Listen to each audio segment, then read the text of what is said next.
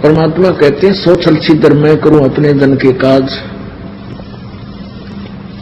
पता नहीं किस कारण से परमात्मा कैसी चोट लगाता है अपनी प्यारी आत्माओं को इस काल के जाल से उकासने के लिए, बाहर निकालने के लिए।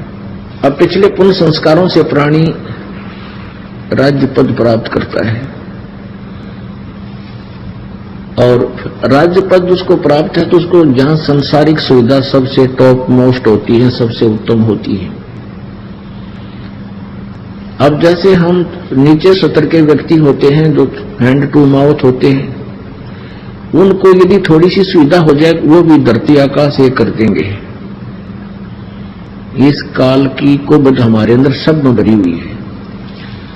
अब परमात्मा कैसे कृपा करते हैं अपनी प्यारी आत्माओं को काल के जाल से निकालने के लिए। अब राजा बन गया, पिछला पुण्यकर्मी प्राणी था, राज्य प्राप्त हुआ। राजा बनते ही अपने कर्मों को बिगाड़ने में जुट जाता है, लग जाता है। राजा शिकार खेलने जाता है और वहां उसकी हॉबी है ये निशाना साध कर तीर मारा करते, पहले गोली या बंदूक ना थी और न जचा के जैसे मर्गों की डार लाइने जाती थी हिरणों की, और उन्होंने दचा कर राजा बड़े शौक से एक तीर मार दिया, फिर दूसरा मार दिया, फिर तीसरा मार दिया। 3-4 मर्गों को मार के घर लाता और फिर बनवा के मांस उनका खाता। गधा अब बिना ज्ञान के को बद इतनी कर देता प्राणी, क्योंकि उसने कोई टोकनियां नहीं, सब सलूट मारे ये सुमैंड सारे, कोई नौकरी यानी आप पाप कर रहे हो कह तो वो मानना नहीं, उसने बल्कि सजा दे दे। अब जो ही दिनों शिकार खेलने गया भर्तरी जी, उसने एक मृग मार दिया और वहां उसकी पत्नी मृगणी खड़ी खड़ी रो रही है। उसने और वो कह रही हो कि मुझे भी मार दे पापी, आंखों से मोटी मोटी आंसू बह रही है। उधर से गोरखनाथ जी साधु आ जाते हैं और वो शिक्षा देते हैं कि बच्चा के मिल गया तने ये इनका जोड़ा नाश कर दिया, अब तुझे कोई मार दे, तेरी पत्नी रो रही हो, तुझे कैसा लगे बच्चा। अब राजा में अभिमान गणा उसे, वो शिक्षा सहन नहीं कर सका, कहने लगा घनी बात मत बनाओ बाबा जी, यदि तू ऐसा सिद्ध पुरुष है तो इसने जीवित कर दे, इस मृग ने मैंने मार रखा है, मैं तेरा चेला बन जाऊंगा। गोरखनाथ जी बोले अरे चेला ना बनेगा तू। हकना जी पक्की बात होली, वचन का पक्का हूं मैं। गोरखनाथ जी ने अपनी सिद्धि से वो मृग जीवित कर दिया। अब भर्तरी के पाया तले की जमीन खिसक गई। अगवाई तो कमाल का महापुरुष है, घबरा गया, कदे और कुछ ना कर दे तेरे गिल्या। कहने लगा महाराज जी आपका चेला में बन गया, मैंने दे दो उपदेश। महाराज उपदेश है घर रहने का कोई ना, घर त्याग कर मेरे साथ रहना पड़ेगा। नो बोला जी ये थोड़े छोटे छोटे बच्चे हैं और कुछ दिन राज और कर लूं, फिर मैं आपका चेला पक्का बन जाऊंगा। गोरखनाथ बोले बस रहे, बस भाई तो क्या था मैं जुबान का पक्का। ना जी जुबान का पक्का हूं मैं। अच्छा भाई ठीक सजा फिर बन जाइए। गोरखनाथ ने कहा कि बच्चा ना तो तेरा परिवार अपना है, ना तेरी पत्नी अपनी है, ना ये राज तेरा है, ना ये मंत्री तेरे हैं, ना सेना तेरी है। जब तेरे खोटे दिन आवेंगे तेरे मंत्री तेरे शत्रु बन जाएंगे और तेरे ही सैनिक तेरे विरोधी हो जाएंगे और तुझे दो पैरों को जगह नहीं मिलेगी कि छुप कर समय व्यतीत करेगा। कोई राजा दूसरा अटैक कर देगा, तू भाग जाएगा, तेरे पल्ले कुछ नहीं रहे कि तो घास तोड़ के खाओगा। और भाई ये परिवार तेरा नहीं है, ये तेरा भूल लायक है। मैं बोला ना जी ऐसे कैसे कह रहे हो, मेरी पत्नी तो मुझे बहुत चाहती है और वो तो मेरे लिए गेल मर जाएगी मेरे। परमात्मा गोरखनाथ बोले भाई ठीक से बेटा हमने जो कहना था कह दिया तेरे थे। आप जब इच्छा हो, जब छकले इस राजते और छकले इस संसार तो जब आ जाइए मेरे पास, अपना स्थान बता दिया कि मैं वहां रहता हूं। अब परमात्मा कैसे जड़ निकालते हैं। अब वो अपनी पत्नी को वफादार माना करता भर्तृहरि जी। अब एक दिन क्या हुआ, गोरखनाथ जी अन्य रूप धारण करके साधु का, वो पहचान नहीं सका उसको, राजा के पास गया कि राजा, ये मेरे पास एक अमर फल है, इस अमर फल के ये गुण हैं कि जो इसको खा लेगा वो सदा युवा बना रहेगा, बहुत लंबी उम्र हो जाएगी उसकी, वो मरेगा नहीं शीघ्र से। और आप बहुत अच्छे नेक राजा हो, न्यायकारी हो, प्रजा के हितैषी हो, इसलिए मैं चाहता हूं कि आप इसको खा लो। अब राजा को वो फल देकर संत चला गया। अब राजा ने सोचा मैं क्या करूंगा, इस फल ने खाकर मैं अपनी पत्नी को खिलाऊंगा, वो बहुत ही अच्छी है और वो अच्छी लंबी उम्र की हो जाएगी। यानी वो अब उसको बहुत ही ज्यादा चाहता था। उसने वो फल अपनी पत्नी को दे दिया, उसके गुणों से परिचित करा दिया। वो कहने लगी रख दे, मैं फिर नहा धोकर खाऊंगी इसको। ठीक है। फिर कुछ दिन के बाद उसने पूछा कि तैने वो फल खा लिया कि खा लिया? बहुत अच्छा किया। अब उसका क्या था, उसकी पत्नी का संबंध अवैध संबंध था उसी के एक नौकर के साथ। उस पत्नी ने सोचा कि मैं क्या करूंगी, खाकर इसको अपने मित्र को दे देती हूं, ये युवा बना रहेगा। उसने वो फल उसको दे दिया। उसका नौकर जाता था वैश्या के पास। उसने सोचा ये फल मैं उस वैश्या को दे दूं, वो उसको ज्यादा चाहता था। उसने वो फल उस गणका को दे दिया, उस फल के गुणों से परिचित भी करा दिया वैश्या को। तो गणका ने सोचा कि मैं इस फल न खा लूंगी, सारी उम्र कुकर्म करूंगी।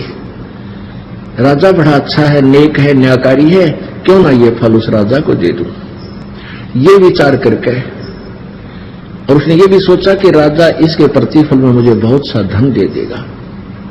वो इस उद्देश्य को लेकर के उसी फल को लेकर भर्तृहरि जी के पास पहुंच गई कि राजन, ये एक ऐसा फल है, इसको जो खा लेगा वो दीर्घायु हो जाता है और सदा युवा बना रहता है। तो उसने पूछा कि आपको ये फल कहां से मिला? राजा ने पूछा कि सच्ची बताना, नहीं तो तेरे टुकड़े टुकड़े कर दूंगा। अब उसका तो गुस्सा हो गया, उसके मन में आया कि वो फल तो नहीं है ये, पर उसका जच्चना थी कि वो तेरे वाला फल होगा। वो कहने लगी जी मुझे तो आपके नौकर ने, जो ये घोड़ों का इंतजार था, दरोगा बोलते थे उसको, कि उस दरोगा जी ने दिया है। वो दरोगा जी बुला लिया, कहने लगा भाई वो फल तू कहां से लाया? और राजा ने सतर्क कर दिया, ये सच्ची बता दिया, नहीं तो तेरे टुकड़े टुकड़े कर दूंगा, और सच्ची बता देगा तुझे माफ कर दूंगा। अब वो कहां पे गया, उसने कहा कि आपकी पत्नी ने मुझे दिया था। सारी कहानी बता दी उसने। तो फिर उसकी पत्नी से पूछा, वो तो नाटकी, पहले तो मना किया, फिर घुड़सवार सामने खड़ा कर दिया, फिर नीची गर्दन कर ली उस नालायक ने। अब उसके पैरों तले की धरती निकल गई उस भर्तृहरि की। पुण्यात्माओं, एक चोट सिधारिया जिन मिलन दाचा, उसके वो संत के सारे वचन आज सच्चे सिद्ध होते नजर आए। रत गजब बोलो, जिसको मैं एक सबसे प्रिय और वफादार मानता था, आज ये कितनी दुष्ट निकली। उसी दिन से राज त्याग दिया और गोरखनाथ जी के चरणों में जाकर गिर गया और रोआ ढूंढी तरिया, बुरी तरह टक्कर मार मार चरणों में रोए कि गुरुजी आप सच्ची कहा करते, मेरा दच्ची कोई ना थी बात है। गोरखनाथ जी कहते तू जिसको अपना मान रहा है वो तेरा नहीं है। यहां कोई भी किसी के सामने सच्चा नहीं बोल रह सकता, कोई सच्ची बोलता है नहीं, ना बाप बेटे से बोल सकता। कुछ ऐसी परिस्थितियां आ जाती है, उसने कुछ बातों को छुपा कर ही रखना पड़ता है। और भाई ये झूठा लोग से, तू जिसको अपना मानता वो तेरा कभी नहीं हो सकता। तेरा तो भगवान है और उसको तू भूल रहा। तो भर्तृहरि जी का उस दिन ये सारी बातें सच्ची जचें थी जो जो संत कहे था। अब गोरखनाथ जी बोले भाई देख ले बेटा, यो जीव जब माने है जब इसका प्रैक्टिकल हो ले, वैसे कितनी बात बना लो कति नहीं जसती, कोई ना कोई अटकल लाए रखा है ना, वो तो मेरा खास है। चलो वो खास भी है मान ले, बड़ी बात ये नहीं होता कि सभी पत्नियां नालायक होती हैं या सभी पति बुरे होते हैं। मान लीजिए आप जी की पत्नी भी बहुत वफादार भी है, बहुत शील स्वभाव की भी है, पर वह तेरी नो को ना कल तेरी मृत्यु हो जाए, वह गेल का नाम रहे और गेल मर जाएगी जब कौन से आगे इकट्ठे जाए, कोई गद्दी बनेगी कोई गद्दा बनेगा, तो बताओ वो तेरे हुए क्यों करे। तो इस तरह की बातों को समझा बुझाकर इस काल जाल में फंसी बूढ़ी आत्मा को प्रेरित किया जाता है कि जो तेरा ठिकाना है उसकी तरफ अग्रसर हो। अब फिर इसी तरह गोपीचंद नाम का राजा था, ये दोनों आपस में इनका नाता भी बताते हैं, गोपीचंद और भर्तृहरि। ये इसने भी ऐसे ही अपनी मां के कहने से राज त्याग दिया था और गोरखनाथ जी के दोनों शिष्य बन गए थे। अब पुण्यात्माओं कहते हैं जो गुरु वचन पर डट गए कट गए फंद 84 के, भाई जो गुरु वचन पर डट गए कट गए फंद 84 के। पर वो किस सत्र का गुरु है और क्या उसके पास वस्तु है, उसी सत्र का लाभ भी गुरु वचन पर डटने से ही, रुकने से ही, स्थिर रहने से, उसका ओबीडेंट रहने से ही मिलेगा। अब गोरखनाथ जी ने उनको कहा दोनों को, वो दोनों गोरखनाथ जी के शिष्य बन गए। गोरखनाथ जी ने कहा कि तुम दोनों जाओ अलवर, राजस्थान में अलवर शहर है, वहां का एक राजा था, वो एक दुर्ग बनवाया था, एक फोर्ट किला, वो किला बनवाया था, चिनवा रहा था। गोरखनाथ ने आदेश दे दिया कि अलवर के राजा के किले में जाकर तुम मजदूरी करो 12 वर्ष तक, और उसका कोई मेहनताना नहीं लेना, अपने खाने के लिए कहीं और मजदूरी और टाइम करना। उन्होंने कहा जो आज्ञा गुरुदेव। अब जिन्होंने परमात्मा पाना है, जिनको परमात्मा चाहिए, फिर बकवाद की तरह गुरु जी ने तो कह दिया फाइनल है, चाहे शीश देने की कह, चाहे कुएं में पढ़ने की कह, चल पढ़ना चाहिए। जब गुरु जी है तो या तो गुरु जी मानो मत, उसने निकम्मा है तो फिर उसको गुरु जी का फिर नाता के अपना छोड़ एक तरफ जा बैठे। और जो संत होते हैं वो हित में ही कहते हैं, उसका वर्तमान में भले ही कोई रिजल्ट निकलता ना दिखे पर परिणाम बहुत अच्छा होता है लास्ट में। अब वो आदेश पाते ही गुरुदेव का चरणों में मस्तक रखकर और चल पड़े, जो आ गया गुरुदेव। ठाक अपना बैग पहुंच गए अलवर के किले में, जहां मजदूर मजदूरी करा करते थे। जो समय मजदूरों का होता था उतना समय तो वहां करते, फिर उसके बाद अपनी रोजी रोटी के लिए कहीं तलाश करने लगे ओवर टाइम जॉब। 2 दिन हो गए कुछ नहीं मिल रहा, भूखे सो जाते, सुबह उठते फिर मजदूरी करने चले जाते। एक दिन वो दोनों बैठे आपस में बातें कर रहे थे कि भाई जो गुरु जी का आदेश है शर जा सके है, जब घर छोड़ दिया, राज त्याग दिया, परमात्मा पाना है और गुरु के आदेश में वचन में रहना है और ऐसे ही मिलेगा तो ये बेसिक शरीर दवाई, ये उल्टे कदम नहीं हटा सकते। अब मरा चे जीवा, 2 दिन हो गए, भूख जोर की लाग रही है। राजा थे, राजा को तो 2 घंटे भूख ना उठे, परंतु शीश दे दिया, फिर वो अग्रम अग्रम नहीं रहती। दोनों जने बैठे बैठे जमीन पर बैठे बातें कर रहे थे, भाई एक तो मौत आवेगी, 1-2 दिन में मौत हो जाएगी, जो आहार रोटी ना मिल रही थे। सुबह सुबह का समय था, वक्त से बैठे बतलावे थे और नीचे एक कुम्हार मट्टी खोदा था, नीचे वो बना देता गुफा सी बढ़िया मिट्टी निकालने के लिए, और वो ऊपर बात करें थे, उसी का ऊपर बैठे गुफा के। कुम्हार ने सोचा ये तो भाई कोई अच्छी आत्मा है और साधु बन गए और न रोटी ना मिल ली। तो वो आया ऊपर, कहने लगा भक्तों तुम तो भगत दिखाई देते हो। अकना जी हम तो मजदूर हैं। अच्छा, आप लगता है आपने 2 दिन हो गए आहार नहीं किया। हाँ जी 2 दिन हो गए आहार का कोई दाव लग कहीं बैठा नहीं, सूत बात बनी नहीं। तो कुमार बोला कि भाई हमने रोटी ला रखी मेरी, तुम रोटी खा लो। ने बोला नू ना खावा, पिताजी हम पहले मजदूरी करेंगे, आप हमें मजदूरी दे दो, कोई काम बता दे तो मजदूरी करके फिर रोटी खावांगे, वैसे रोटी हम खावांगे। उन्होंने बहुत आग्रह किया, भाई मेरी 8 रोटी 10 रोटी आती है, यहाँ के अपने काम करता हूँ जहां पर, और बेटा आधी आधी खा लेंगे, तुम खा लो ना, ऐसे नहीं खाऊंगा, हमें मजदूरी बता। तो ने बोला भाई तुम के मजदूरी बताऊं, यूं करो तुम मेरी अगार पानी घेर कर गारा बना दिया करो और मैं ये मटके बना दिया करूंगा, तुम रोटी खा लो। अब ठीक है, ऐसे करने लगे। अब उधर से वो कहने लगा अपनी पत्नी से कि 2 सेवक और हैं, 2 की रोटी कुछ ज्यादा भेज दिया कर।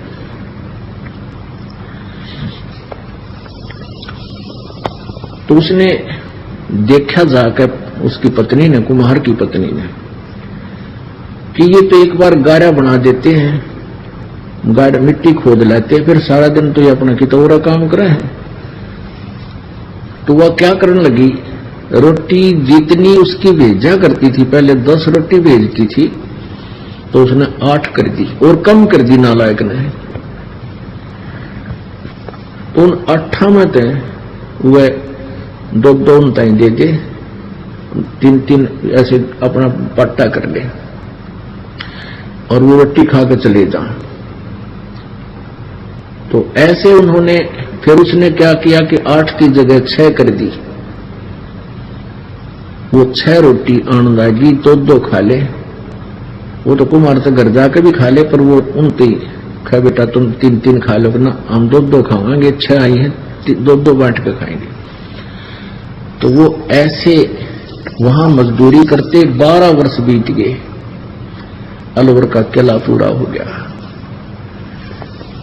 अब वो जो उन्होंने वो मटके जो थे कुम्हार ने आवे में दे रखे थे पकने के लिए, उसमें आग दिवा दी उन्होंने, सारी मजदूरी करवाई, फिर रखवाए, यानी उसमें आवे में 4 रखवा दिए, आग लगा दी।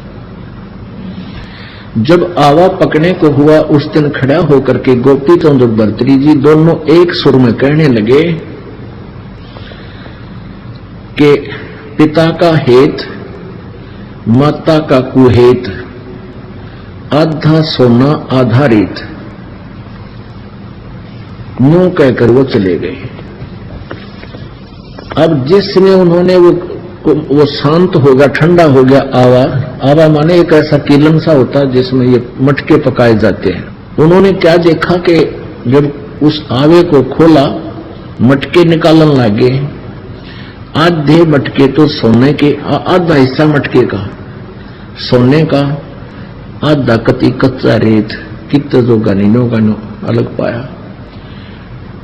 अब वो आधा सोना आधा रेत जब कुम्हार और कुम्हारी ने वो देखा, वह कुम्हारी टक्कर मार मार रोने लगी। न बोलिए तो कोई महान आत्मा थे और मैंने इनके साथ बहुत जलालत की, मेरा केरा होगा।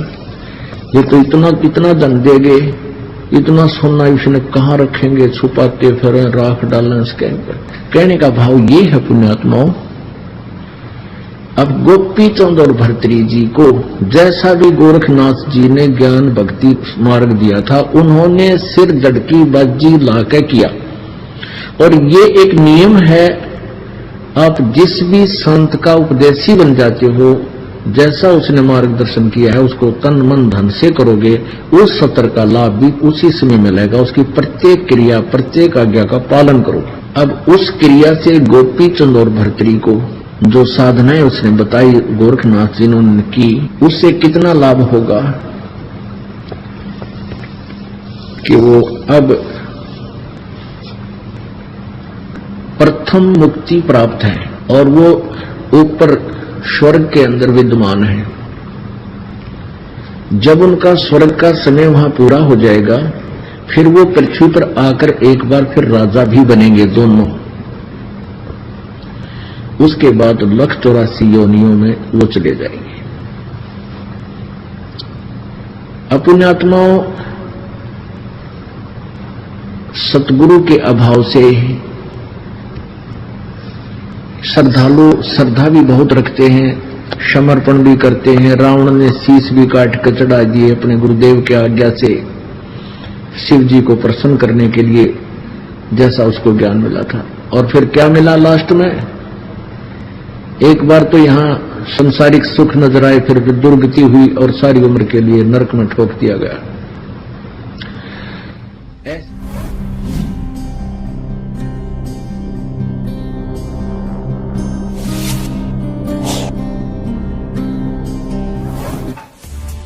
इस वीडियो के बारे में अपनी राय नीचे कमेंट सेक्शन में हमें बताएं और अपने दोस्तों के साथ ये वीडियो शेयर करना ना भूलें। ऐसे और वीडियोस देखने के लिए सब्सक्राइब बटन दबाएं।